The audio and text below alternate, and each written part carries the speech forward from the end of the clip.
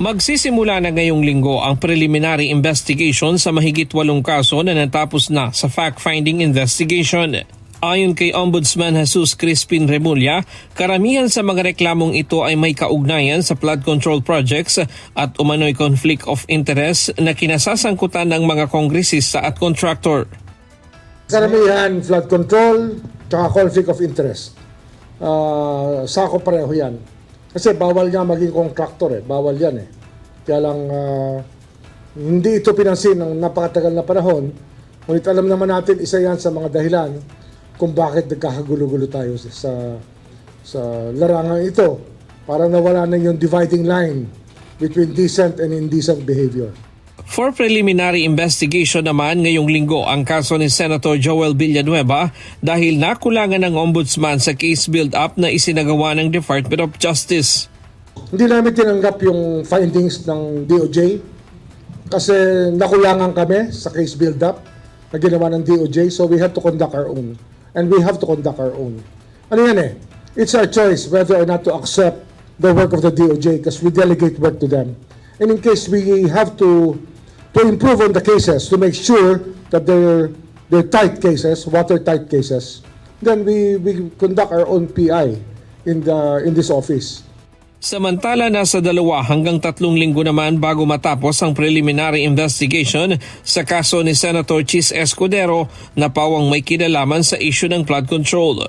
Nakatakda namang maghain ng kasong plunder ang ombudsman sa Sandigang Bayan laban kay Senador Rodante Marcoleta dahil sa umano'y 75 million pesos campaign donations noong January 2025 na hindi umano idiniklara ng senador sa kanyang campaign contributions sa Statement of Contribution and Expenditures o SOSE.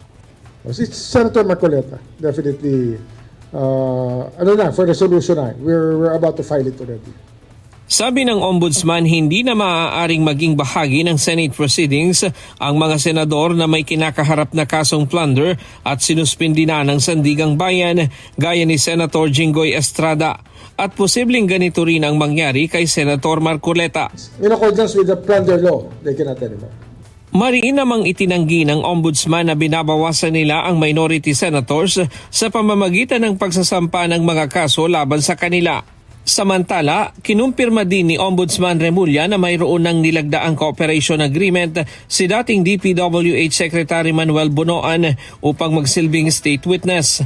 Ayon kay Remulla, hihilingin nila sa korte na ma-discharge si Bonoan bilang respondent upang formal na makapagbigay ng testimonya para sa prosekusyon. Binigyang diin ng ombudsman na mahalaga ang kaalaman ni Bonoan sa naging pamamalakad sa buong DPWH dahil makatutulong umano ito sa pagpapatibay ng maraming kasong inihahanda nilang isampa.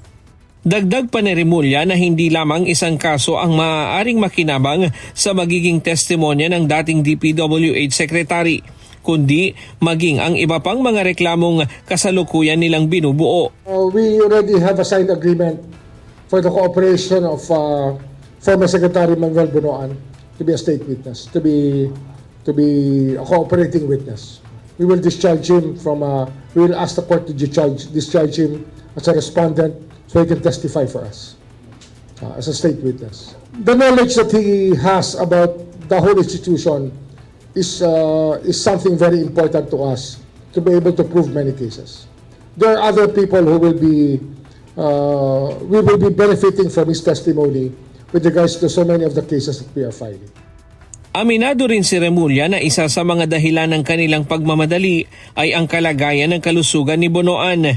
Kaya nais umano nilang agad na maitala o maipreserba ang kanyang testimonya upang magamit sa pag-usad ng mga kaso. Ryan Lacanlale, UNTV News and Rescue.